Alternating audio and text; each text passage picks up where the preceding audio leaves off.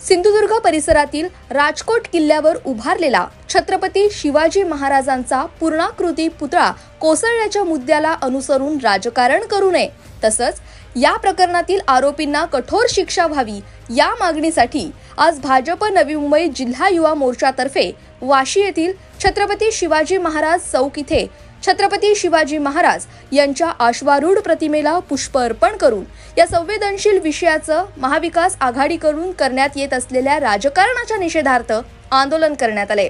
यावेळी माजी आमदार आणि नवी मुंबई भाजप जिल्हाध्यक्ष संदीप नाईक यांच्यासह युवा मोर्चा जिल्हाध्यक्ष अमित मेडकर यांच्यासह भाजपचे पदाधिकारी कार्यकर्ते यांनी मोठ्या संख्येने उपस्थित राहून या निषेधामध्ये सहभाग नोंदवला।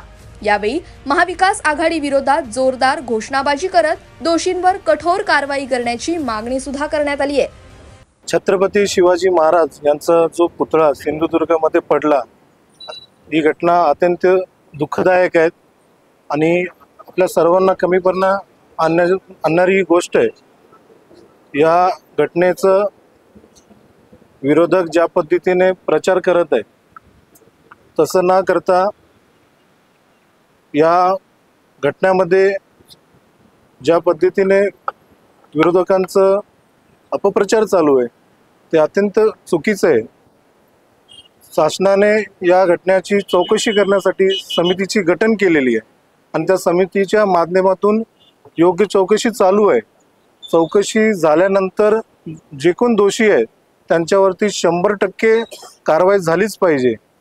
राजकारण करत आहेत, प्रत्येक विषयाला ते राजकारणाच्या निवडणुकीच्या चष्म्यातून बघत आहेत, तर असं न करता आपण सगळ्यांनी पुढे येऊन या घटनेचा निषेध केला पाहिजे। नक्कीच त्या ठिकाणी जो पुतळा पडलाय त्या ठिकाणी शासनाच्या मार्फत चांगला मोठा असा भव्य पुतळा तिथे छत्रपती शिवाजी महाराजांचा उभा राहिलाच पाहिजे आणि ते होणारच आहेत।